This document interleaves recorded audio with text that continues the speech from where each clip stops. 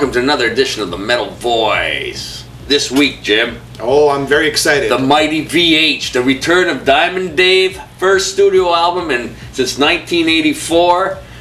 We got a little taster this week with the single Tattoo.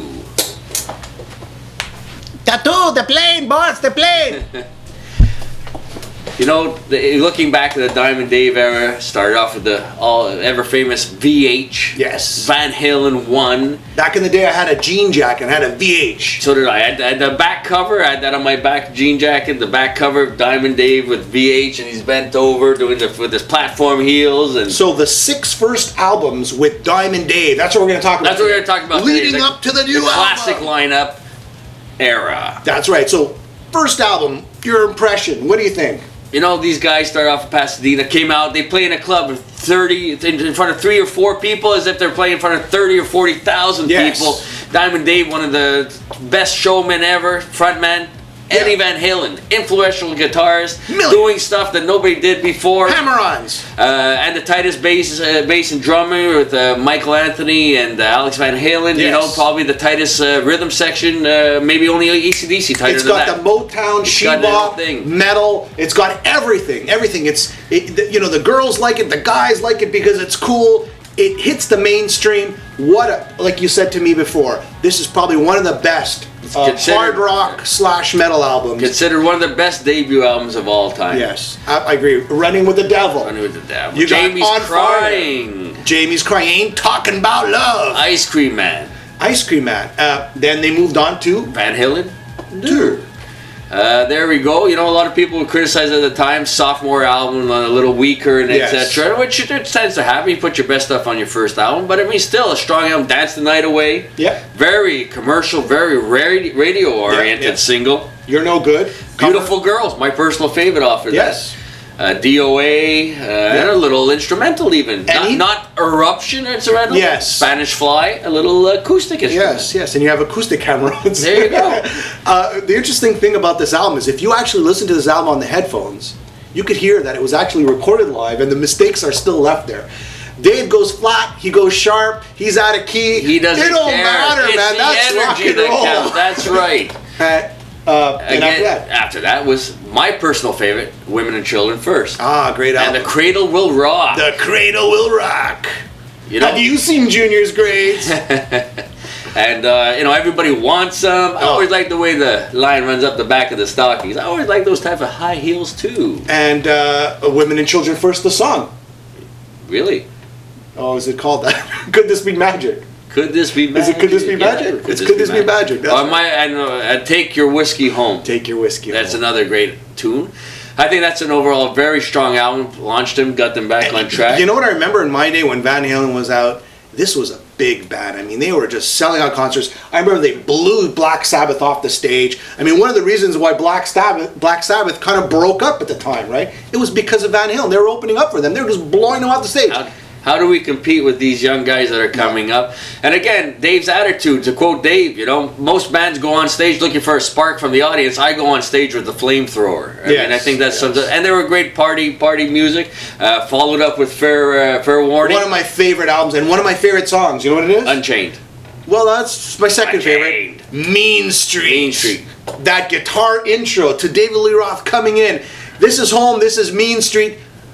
I don't know. There's something raw about it. There's something technical about it, and there's just this burst of energy. Yeah, if you had to look at a coupling between, you know, albums that are similar, I say those would be two. Women, Children First, Fair Warning, and then we go into the ever famous Diver Down, which was a Diver Down, basically an excuse to get into the studio, and at the time created a lot of controversy, where it was only like 26 minutes long with very few original compositions, a lot of cover tunes, Happy Trails. Happy Trails, which became a classic for them. But Pretty Women, which was a big hit. You know, it was funny because Dave came from a very conservative family. His parents being father being a doctor, and then the Van Halens being their father was a musician. Yeah. And the Van Halens were saying, Dave, let's get off the road. Let's get back in the studio and concentrate. And Dave's like, no, let's get back out on the road. So you can see where this was just an excuse to get in the studio, release something to get them back out on the road at the time, and they got criticized for it. I saw them on the Diver Down tour. I was a young lad, probably 15 years old, and that was probably,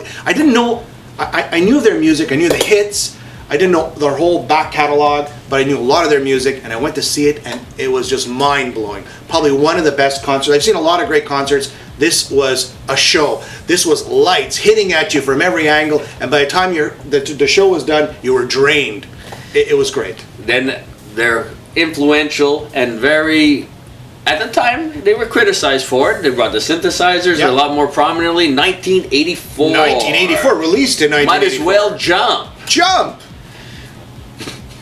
Panama! There you go, Panama, Hot for Teacher, great videos. They did their own videos for that. Hot for Teacher, I mean, when you look back in the metal history, that double bass drum of Hot for Teacher, that was like probably one of the first more apparent or mainstream double bass at the beginning. Fast as a Shark, that was a pretty influential. No, but I mean, this was like a hit. This was Hot for Teacher was this massive hit, which everybody copied afterwards. Not to say that, not to take anything away from Accept, but Hot for Teacher just, and the sort of like the videos that went along with them. Dave was doing his own videos. They did their own concepts. They would write it, produce it themselves. Came up with the storyline for a lot of them. You know, another famous one is the Pretty Woman video. The Pretty Woman. And then Dave started doing it this whole time. He launched his EP of Just a Gigolo and Crazy from the Heat, and that's where it was. And then Eddie Van Halen went to Michael Jackson. Michael Jackson. Can you do a guitar solo for me? Which was fine, but unfortunately that was the end of that era. Yeah. And I mean, you're looking at that, Jim, you know, this is a band that the very first line on their very first album was, I live my life like there's no tomorrow. I agree. I mean, that sums it up. The ultimate party band, they are back. This is the first album they've released since they've leaving. A little controversy starting already, Jim, because they're using some stuff that was never released, that was written back in the day in the late 70s. Which is no big deal. We'll be on this. So let's get to it. What do you think of that new single? Tattoo. You know what? I love Van Halen. I love Van Halen with David Lee Roth. I love that song. I think it's a great song. It's classic Van Halen. And so what? Let me tell you, all musicians use riffs. They all categorize their riffs. They record their riffs, and they take from different time periods their riffs, and they restructure songs. That's what songwriting is. It's no big deal. Everyone's getting bent out of shape because I've actually heard the song. I don't know if it's shot down in flames, I believe. And what they did is they kept the main guitar riff. They changed the lyrics and they changed the melody line, which, big deal. What is a song today? It's Tattoo. It's a great song. I enjoyed it. You know, because a video too that came out gives you that kind of jump feel. And you can see where it's got that kind of feel from that time. A little bit of keyboards and backing vocals. It's like a Jump Part 2. I find it doesn't have the catchy chorus as much. You're missing Michael Anthony's backing vocals. The bass is almost hidden. I mean, it's not up front or you know. You listen to Michael Anthony and Chickenfoot, the bass is right here. And this one, I think Wolfie's. I'm not doubting him as a bass player, but it seems to be a little further down in the mix.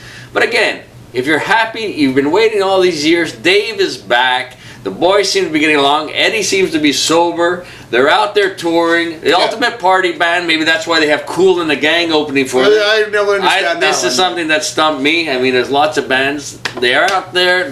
They know it's in demand. They're charging the tickets appropriately. They're going to maximize this. How far is it going to last? How long is it going to last? Hey, let's enjoy it while it's here. You know we left out Me Wise Magic and the other song that came on the best of. But that about says it all. The other song. Me Wise Magic, I thought it was, wow, it's Van Halen all over again. I had a tear in my eye. And next time we have a review, we're going to review the Van Halen album. All right, see you next time at Another Metal Voice when we discuss Van Halen's new album with David Lee Roth.